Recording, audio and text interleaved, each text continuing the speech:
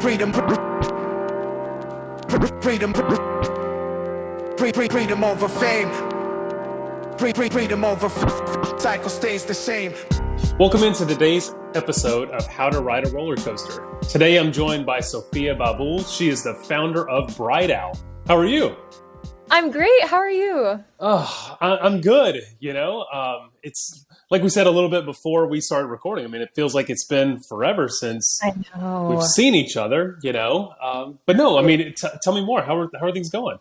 Yeah, it's going great. Well, first of all, thanks for having me on. You got it. Yeah. So, things are going great. I recently graduated in May 2022. Awesome. And currently I am taking a class at Harvard's extension program for marketing. So I'm just trying to ensure that, any gaps that I had, from my undergrad, I'm kind of filling them now. And I'm working, at Bridal and trying to scale the company. So just your casual weeks. You have nothing going on. Sounds like your calendar is totally open. Totally open. Yes, exactly. Nice. And so, I mean, like we met whenever you pitched Bridal at Founders Live, but which seems like an eternity ago. So tell me more about kind of what Bridal is, but we can kind of start a little bit, I guess, from kind of where we were at Founders Live, like when you were just getting going. But tell me where you guys are now. Yeah, for sure. So it's a virtual K through 12 tutoring company, and I started it in August 2021 as a senior in college.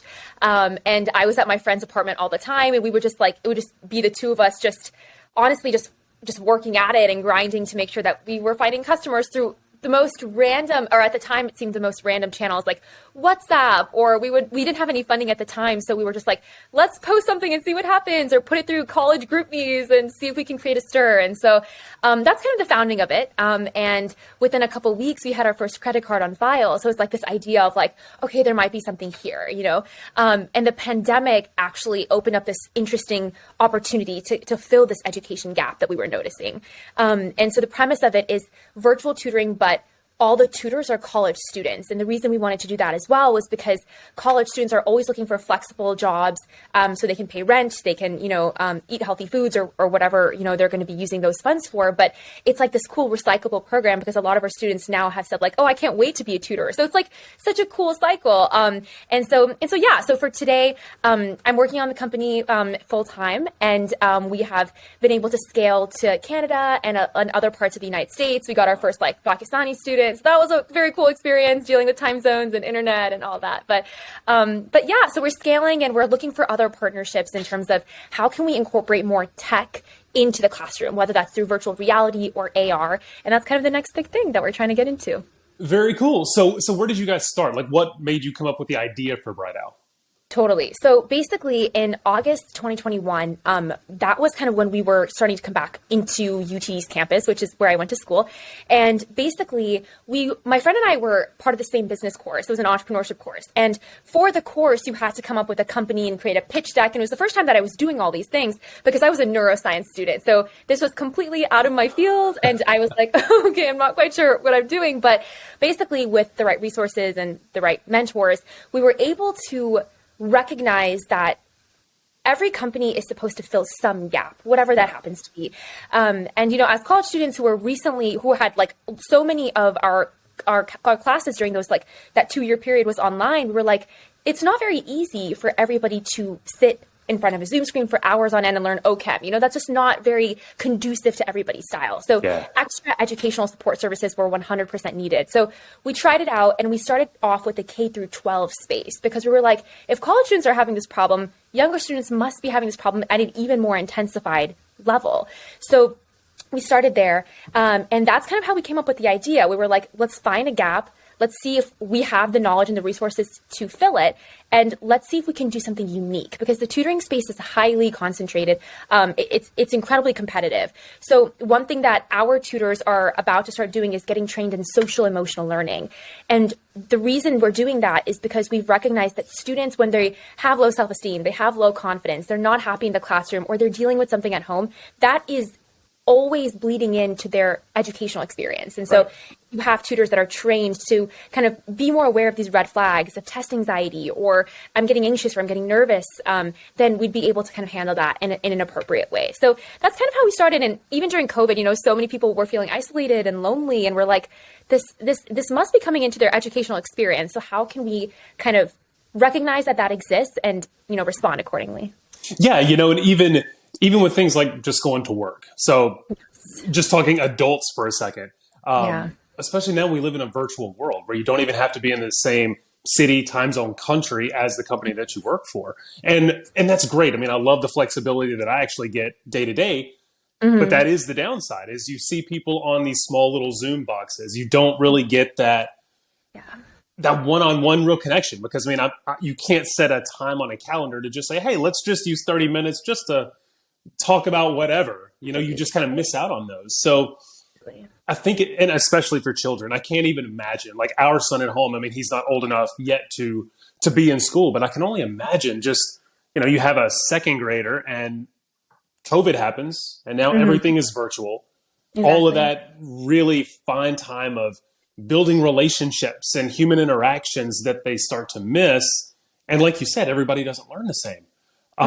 So what did you guys find whenever you started this? What were some of those highs and lows, some of those things where you were like, oh man, that really works, but this we need to maybe take back to the drawing board? Exactly. So that's a great question. So basically what we did is when we first, I was our first tutor because we got our first customer. We're like, oh man, we didn't hire. But like, basically I was our first tutor. And what I realized was that the virtual space is a tricky space because especially when you're dealing with younger children, they themselves find it hard to engage because they are looking at a Zoom screen and they're finding that this is not the same as my classroom. Like why am I not touching the board or touching the crayons around me? And to put them into this new environment takes a lot of learning. And I think when we started, to be completely honest, I don't think we were fully ready for what that experience would look like. So our first session was, I have to be honest, pretty rough because we were like trying to engage a student and we were trying to be highly encouraging over a screen. And that in itself poses a lot of problems because there's a distance, although I'm talking directly to you, So one of the lows that we noticed was the fact of the virtual space isn't for everybody. So we recognize that fact and we're like, okay, we know it's not for everybody. How can we make it an experience that is positive for those students that do come into our system and do find it helpful, So when we started looking at like 8th graders or 6th graders, we were able to have really effective communication. We were able to use the Zoom screen or annotate or highlight or, come up with keywords and write vocabulary words on the screen. And so that type of engagement and interaction was definitely a high because students were like, it's so convenient. I can just go home or I can stay at school, log into a Zoom screen, and my homework will be completed by the end of the hour. So there's definitely this convenience aspect. But I think when we were looking at our audience, we were like, we want to be for every kid. And I think that was a pretty ambitious, goal. But what we came to realize was it's okay if we're not for everybody. No company is for every single person. Right. But whoever we are for, we want to make sure that experience is high quality, it's convenient, it's affordable, especially during COVID when so many parents were losing their jobs. We were not, our intention wasn't to overcharge or to be, highly like a luxurious type of tutoring center. This is where you come to feel supported. And we happen to do that through education. At the end of the day, if your self-esteem, the objective of every course is leave with higher self-esteem, leave with higher confidence. And even if we don't get through every math problem, but you feel good about yourself and about your ability, objective reached, like that is success to us, That's great. And so how many, let me see how to reframe the question. When you guys first started, where did you find your customers? Just like you said, you were the first tutor, but where did you guys find your first customer? Like right when you opened the doors, knew what you were doing, had the curriculum, knew kind of the processes. Where did that first customer base come from? Yeah, that's a great question. So it's actually a very fun experience because suddenly I was like looking at contacts I haven't reached out to like in years and years. I was like, hey, I'm doing this thing, but like basically a friend of mine and we just sat in her apartment and over, of course, Chipotle, we basically were like, we're just going to text this paragraph message that we've started this. This is the goal. We'd love to see if you were interested. And we linked a Google form and we sent it to anybody and everybody that we had on our phones, whether that was through WhatsApp or Facebook DMs or Instagram DMs, and we just mass messaged, and we started getting interest, and that Google form started to slowly be filled out, and it was just an interest form because in the beginning we were just like, okay, we don't want to dive so deep, and then there's no demand for this, So we started off, we gauged interest, and then we went back to those contacts through WhatsApp, through various social media platforms, and I'm also part of a religious community. It's called the Ismaili Muslim community, and my friend friend, my partner, was part of the Hindu community. So we both had these religious communities in Dallas that we were highly, highly connected to. So we used that as a platform too, to be like, whenever she went to her temple or I went to my mosque, we would just be like, hey, I'm doing this and I'm going to put it on the bulletin board or the religious education center or whatever we were able to do. And it was just kind of like this shameless plugging off all again and again and again. It was great. But, and then of course, through UTD, we were able to enter into their Blackstone Launchpad program. We were able to join multiple entrepreneur organizations. We participated in so many pitches to the point where the message started to spread. And when we told UTD, tutors started to college students started to be like, oh my God, that's a job. And I'm like, yes, it is a job. And so that's kind of where we got a majority of our tutors as well. And they told their friends. So now we have tutors from Austin and UT and all part of the UT system. But yeah, that's kind of how we got started. Yeah. And I think so many founders kind of miss that part right away. They think of going kind of casting that net outward as opposed to looking right what's around them. And I love what you said about kind of utilizing the form as opposed to giving them too much. Because I feel like and I've been guilty of that in the past before as well, where I tell somebody every single thing about what my new business is going to do. But really what I'm doing is I'm giving them opportunities to say no or not to want to keep going. Maybe they have a kid who it's not for, or the price point, or I'm giving them, multiple possibilities to kind of change paths. I love what you guys did with starting with a form, saying this is what it is. This is an interest form. If you're interested, let's then continue that conversation. And I love that you said you just scour Instagram, WhatsApp, Facebook, your local places. I mean, I think that's a great way to get started because you can build that word of mouth and then you can scale and get more when you need to. 100%. That's such a great point. And it's kind of like the usage of that foot in the door phenomenon. Yeah. And the reason we sent out the interest form at all was to kind of like, first of all, reawaken some of the contacts that we hadn't been in touch with recently. And then when they started filling out the forms, we would go back to them and literally call each person, like however many hundreds, like it didn't matter. We would split the list and we'd be like, hey, this is what we're doing. I'd love to sign you up for a free diagnostic test if you're free tomorrow at 5. And we would conduct these like 1 hour long tests where we would be able, by the end of the test, we'd be able to identify what subtopics that child is having a problem in, is struggling in. And we would just be like, it's a free test. And so suddenly they're like, oh, it's free. What do I have to lose except for time? So not only do you grab interest, but then you grab them one more time when you're like, oh, it's a free assessment. That's awesome. Yep. And then when our conversion rate happened to be like very thankfully very high because we had developed that relationship over time rather than directly saying, hey, I'm doing this, sign up for the assessment if you want. It's kind of just like, let me lead you through the process one step at a time and we'll finish it, successfully. Yeah. And I mean, that kind of goes back to the whole reciprocity thing. You're giving them something for free that's of value for them. And then that way they can either choose to go with you or not, but you're showing interest. You're talking in their level and you're giving them something that is also tangible and something that they want. Yeah. I think that's brilliant. And so what does the ideal team look like? So I know you said that you guys kind of go with the college age so that it then kind of becomes that repeatable process. The kids that have gone through, they also say, wow, I love this. I loved my experience. I want to do this for others. So what does that ideal team look like? Is it best and the brightest of college students? What does that kind of feel like? That's a great question. And, it's so interesting because when we were thinking about like, what are the actual requirements for a tutor?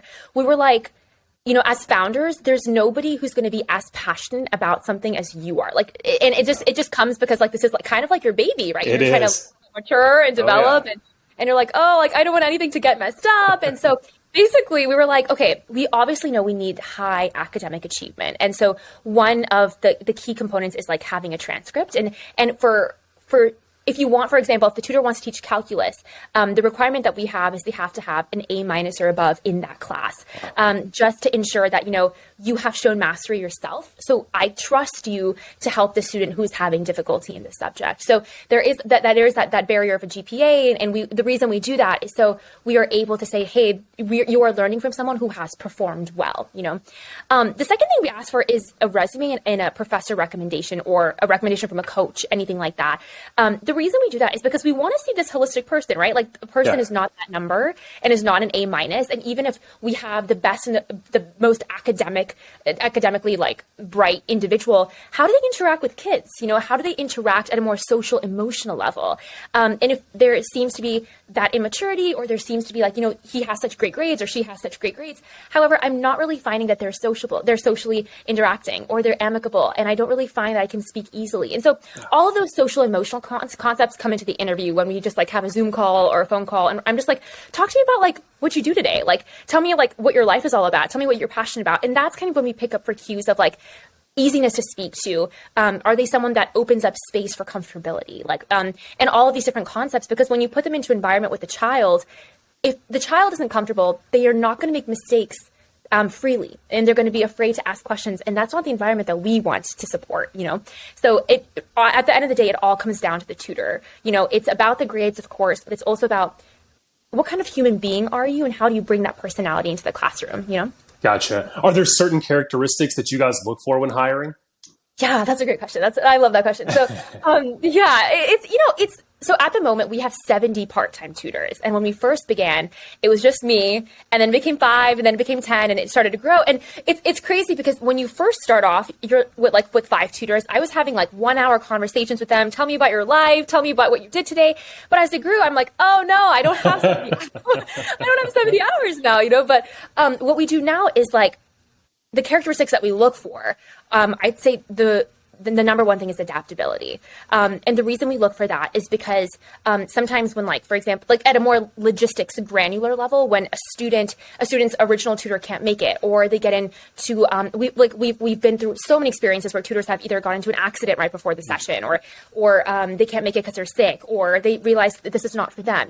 We have lots of moments where people are constantly moving and constantly switching. So as a tutor, to be able to just step into the environment and be like, hey, I need you at 5, it's 4, can you make it? Right. And so it's that kind of adaptability is something that we absolutely look for. And I'd say the second thing is just like empathy, empathy when you're working with your colleagues, but then also empathy when you walk into the classroom. The reason a child is receiving tutoring is because they are struggling with something. And if it came easily to you, that's fantastic. But we can't go in with that assumption that everybody learns like I do. Right. Everybody will get things as easily as I do.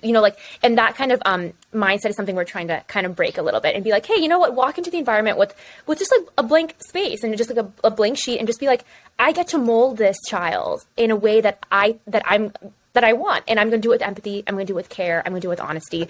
And yeah, that's kind of what we hope to do. I love that. So, and kind of the nature of this whole podcast and show is all about really the roller coaster of entrepreneurship, the highs and the lows. So can you tell me about a time that was maybe one of those lows, mentally in the business, whatever the case is, but then contrast that with what was maybe an interest or a time with one of the highs? Yeah, for sure. Oh my God, so many lows. That is okay. So, when I first started as a senior in college, I'd say I participated in so many pitch competitions. And at the first, I've definitely lost more than I've won. And I'm actually really proud to say that, And I think that, your first loss is like, oh my God, like maybe this business isn't for me. Maybe I'm way out of my depth here, and this is going way over my head, and I'm not supposed to be here. So, when I lost like the first like 2 or 3 pitch competitions, it's like a part of me was like, I'm not getting validation, and therefore this must not be the space I'm supposed to be in. But then with like the right mentors and the right assets, we started to fix and iterate our pitch deck. And we're like, okay, maybe our business model isn't working. Maybe we should try a subscription model. And that ended up working, So it's kind of like these constant rounds of iteration, were exhausting, I have to be honest, and they were challenging, but they were so worth it because now we've developed a structure that is sustainable, So I'd say like as a student, obviously those competitions, like losing them on a continuous basis was like, oh no, another one. It's okay, And I definitely say another low was when we started reaching out for partnerships to schools. That was a very first of all, it was an arduous process because it was so much of cold emailing and all of that. And it resulted in no partnership. So when we were first, coming to schools like Harmony, or we're going to other schools like the LISD district in Carrollton and Louisville, what we realized is that there were lots of budgetary constraints for these schools. And therefore they didn't have the budget to have us as their physical after school program. So we heard no countless times. And it was a little bit demoralizing, right? Because you're like, I want to scale this in a really big way. I want to try the B2B market, but I'm just hitting no's everywhere. So I'd say that was most definitely like very hard to take, especially when you have all these people around you and they're like, yeah, we're going to like make this partnership, or yeah, we're going to increase in 500 students because we're going to partner with a school. And that just doesn't end up happening, you know? Yeah. So there are a couple moments like that for sure. We had a moment very similar to the YMCA where people will sometimes they'll show interest, but then they'll back up or they'll say, we'll come back to you. And I'm just like, those follow-ups, like we always do them, but it's also just like, oh, I wish like one would come through, you know? So there's always some moments like that. But in terms of highs, I will have to say that towards the end of my senior year, when we finally calculated like how much did we raise in just pitching and just me talking and with my team, we raised like over 25K. And it was so cool because like, well, I love to talk, as you can probably tell, but basically like it was amazing to be able to stand behind an idea, and then a group of judges or a group of even like fellow entrepreneurs are like, yes, like go do that. Like we support you. Like, let's go for that. So I joined so many organizations that were related to entrepreneurship, both on campus and outside. I got so many mentors like Brian Chambers. And then we ended up really, really finding this community of supporters. You know, I just felt like even if it doesn't work out, I have people and resources around me to be like, hey, guide me through what I can do better next time, you know? So that's really good. So yeah. And that's a great segue. That was going to be kind of my next question was when it comes to surrounding yourself with the right people. So those iterations are going to happen. And it's always good to just kind of, like you said, have those people in your corner, because you're going to hear no all the time. You're going to not win every pitch competition. But like you said a little bit earlier, when it does feel like it's your baby, you know, those things kind of have a little bit more weight. When you don't win something and you're like, well, am I getting validated for this? You just need somebody to say, hey, I know you didn't win, but that's a great idea and we're going to do this, you know? Exactly. So how did you really find your network, whether it's of mentors or just people that you can pick their brain that, you know, are kind of standing behind you and helping you in what you're trying to do? 100%. So the first thing I would say is that from these pitch competitions, I got into this religious habit of I'm not leaving till I get one judge's email. And even if I lost, I'd be like, I lost, as you saw, and I would love to talk to you about why I lost. And basically, I would get into this habit of just like going up to them and just being, as you know, honestly, as shameless as I was. And I was just like, I really would love to get in contact with you. And I would never hear no, because I feel like people, especially if you're a student, you're at this really cool place where you're like, people want to support you and they know that you're in a learning process and they want to help you get through that successfully. Yeah. So I would definitely say that I got into the habit of doing that.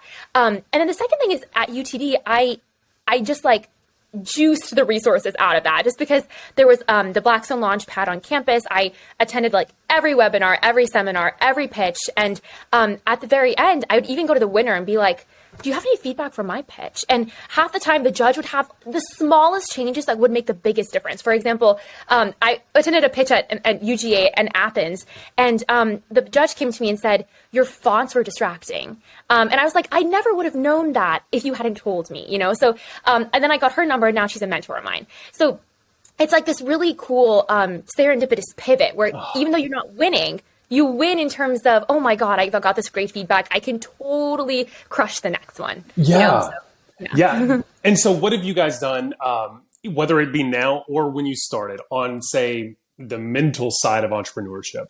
So the mental side and then like the tactical side are a little bit different. So when it came to the mental side, when you were first getting started, what was that mindset like? Did you have to kind of just pivot away a little bit from current mind state, or where did you kind of go with that? So interesting. I think I would say, so I was a neuroscience major and everything was very like by the book, right? I was taking OChem and physics 2 and all of these classes that were very logical. Yeah. And every theorem has an output. Every input has an output. And in entrepreneurship, that is not the case, right? Like you will try thousands of things. Maybe one will work out, you know? Right. I definitely feel like the mindset switch was, okay, I think I need to develop, like, there's actually a really interesting term called, I guess, psychological strength. And Joe Gebbia, the founder of Airbnb, said that you have to develop this psychological strength because you're going to hear no so many times, or you'll try so many things, and you have to be ready to be like, hey, it may not work. I could totally see this like crash around me, and I have to be able to continue after that, you know? Right. So I think the mental state from before was like, you know, every input has a positive output. I know what I'm doing. My grades are solid. Like I know exactly what I want and I see the goal. For entrepreneurship, it was like, I see the goal. I'm not quite sure how to get there. I have ideas, and you follow one and you're like, oh, that didn't work. Let me go back. So I think entrepreneurship has most definitely like taught me the skill. It's not perfected at all, but just like taught me the skill of resilience, right? Like how do you bounce back again and again and again? How do you develop that psychological strength to be able to be like, I see a no. How can I turn the next one into a yes based on why they said no? You know? So I think it's just like this constant iteration. So I think that's the mental mindset. I also think entrepreneurship, it takes so much of your time because I think about it all the time. You know, when I wake up, I'm like, I could do this. I could do this today. I could try this today. Maybe this will work, you know? And so I definitely think like in my own personal life, my family and my friends are just like, they know the conversation I'm going to bring up. And it's just like, very, like, just like socially, I became very like, even I was like, tell me what you think about this idea. And my parents will have such great ideas, and my brother will have such great ideas. And I surrounded my friend group changed because they also now started to become entrepreneurs, or they started baking businesses, and like it was such a cool shift of like both social and mental changes. And I'm just like so grateful because now I'm surrounded by people who are just like, they know where I stand and they know what mindset I have. And so, you know, failure is, you know, it happens, but it's important to just fail quickly, fail big, and just keep going, you know? So to that, how do you kind of distill down those great ideas? So like there are a lot of great ideas from the community you've surrounded yourself with that just kind of ping around at different times. So how do you distill those down to saying, that is a great idea, maybe that's a version 3 type thing down the road, or that's something that I could use right now? How do you stay with mapping out your course, knowing what the steps are needed to get there, and then kind of not letting, even though they are good ideas, how do you not let that outside noise, for lack of a better word, kind of take you off of where you're trying to get to in the time frame you're trying to get there? Yeah, Such a great question. And like, for example, like this past Saturday, we were talking about, you know, this weekend I went to Houston, great VR product that we're super interested in. Yeah. Now in my head, I'm just like, okay, this is a little bit different than what we are offering currently. Is this noise or is this a great idea? And I think that when I'm trying to distill them, or I'm trying to differentiate between the two, the first thing I ask myself is, first of all, is there a demand for this? Because even if something is cool, quote unquote, if there is no demand for this product, then I'm going to have trouble, first of all, marketing it. But then second of all, if I don't see that people are you know, purchasing it, it might not be a fault of the product, but it might be ahead of its time. Right. Or maybe this is exactly as you said, version 5 of something we're gonna do in year 2, quarter 1. You know, like maybe this is something for then, you know.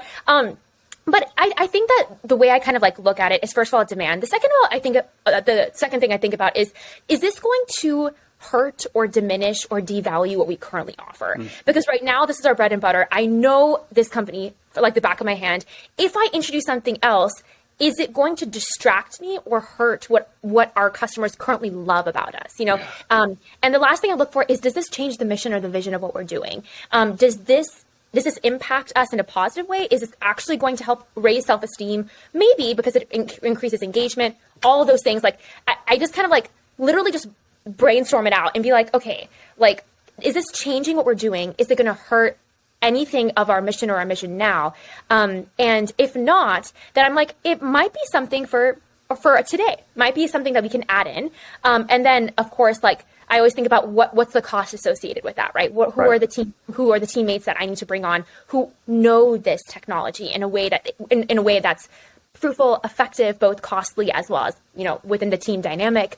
But yeah, that's kind of like how I distill it and just kind of bring it back down to earth and be like, this is awesome, but like, is it something that I want to do now or in a couple of years? And that's a great way to look at it, because I think a lot of times we get really amped up about something new. You know, we're in our own brain about where I'm trying to go and in the time to get there. But when somebody else throws in an idea, we can sometimes get wrapped around the axle of that idea because it's shiny and new.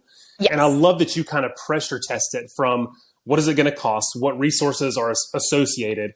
Is it going to help or hurt my current customers and my brand if I do this? And so kind of going back to the last question, when it comes to, say, somebody else that's in college, wants to start their own business, maybe they're doing the same types of things. They're going to all kinds of lectures, pitch events, and maybe it's even something like yours where it's in a different field, where it requires different things.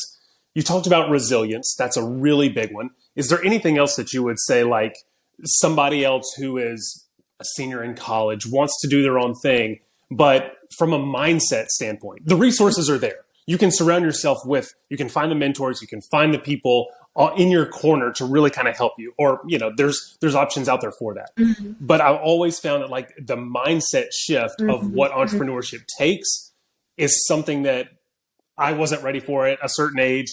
And I feel like a lot of other people might not be ready for, because it does require just kind of a delayed gratification. You have to be really good at project management. You have to think about it as a business and not your baby, because sometimes you'll suffocate the baby because all you do is you put everything into it, as opposed to how can I help it to crawl? How can I help it to walk? How can I help it to run? Yes, that's such a great way of saying it. And I think if I were to think about a mental kind of state of mind, I guess I would say when people were first giving me feedback about my pitch deck, I would take it personally. Like, oh my God, like they're talking about me, they're talking about my skill, my speaking style. And I think that one thing I learned over time was the entrepreneurial lifestyle is so much easier when you have some barrier, right? Mm-hmm. When you're like, the feedback is not about me as a person, it's about the company and what I can do to grow it. So I'd say if there's any mindset like switch or one that I would adopt as an entrepreneur, it's build a barrier where, I don't want to say emotional barrier, because I think it's okay to be emotional about some things. And I think it's kind of unrealistic to not expect an entrepreneur to be kind of like hurt when they get, sure, feedback that's a little bit like harsh or something like that. But I would say that like there needs to be some type of grit, some type of, hey, I'm recognizing I'm seeing no all the time, but to be logical about the no's. Right. To be like, hey, they're saying no. Why are they saying no? And instead of to be like, I'm going to quit this, or I'm not going to do this anymore. But rather be like, okay, they said no, kind of sucks. But like, why is that happening? Yeah. And just to kind of like push forward. And I think that that's something that's so hard. But I think as an entrepreneur, the great thing about being an entrepreneur is every day you have a chance to do it again and again, right, and again and again.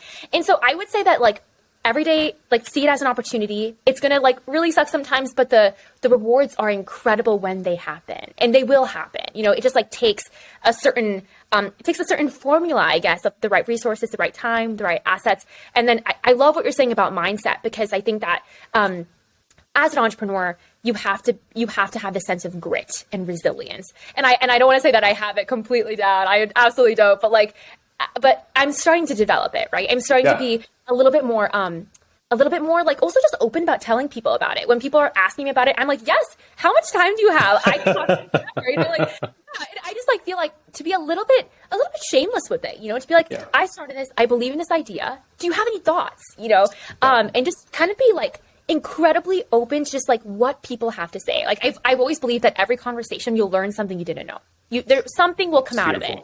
And everything is usable. Everything is usable. Even if it's something where you realize, oh, I don't want to do that. That is as useful as like somebody gave me some really good advice I can implement tomorrow. If you realize, hey, this company kind of went down because of this one thing, how can I avoid that? So yeah, I'd say that it's about grit, resilience, and just kind of like pushing, Yeah, I love all of those things. And I feel like you've really got that, and we all strive for it. We all try to work for it, because it becomes a bit of a secondary muscle for you. You get used to, I don't want to say you get used to hearing no, but you learn how to adapt to it, because you look at it through a different lens. It's not that they're saying no. They're not saying no about you or your qualifications, specialties, abilities, your idea.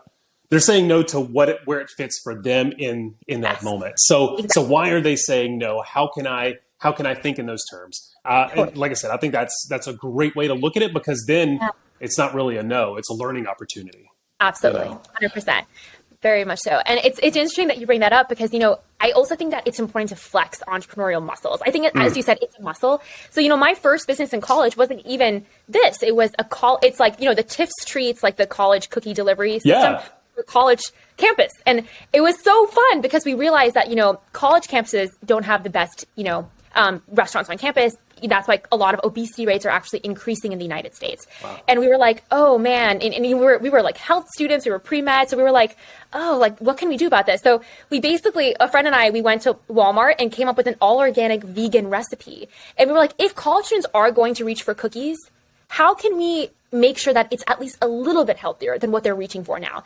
And how can we make sure that the price point isn't insane? Yeah. So we basically came up with a survey. We found the price point, came up with the ingredients, and we just had order upon order upon order. And did it work? No, it's not around anymore. But it was such a great opportunity to just flex those muscles and be like, oh, wow, how do I market? How do I find out sales? How do I find out a financial projection of this? Right. And as we started making profit, we put it into packaging or stickers for the company or whatever it was. And we were, walking through the snow during like exam time to like drop this off to some student's apartment. It was so interesting. Is it around? No. But it was such a great opportunity to be like, hey, I'm going to try something. I don't know if it's going to work out. It's not about the money. It's about the experience of it and what I can learn, But yeah, that's great. And so as we wrap up, I want to make sure to let everybody know how they can follow you, how they can follow Bridal, everything. So floor is yours. Take it away. Amazing. Okay, great. Yeah. So, please feel free to email us at brightowl39@gmail. Our website is www.bright-owl.com. And you can find our number and any other emails or contact for Instagram or Facebook. We're always watching. So feel free to contact us anytime. Oh, that was great. Sophia, thank you so much. Like I said, I hate that it's been so long since I've actually gotten to see you and hang out with you. Everything is, fantastic. And I'm just so excited to watch everything that you're doing with Bridal. So thank you so much for your time. Thank you for having me. Freedom over fame. Freedom over cycle stays the same.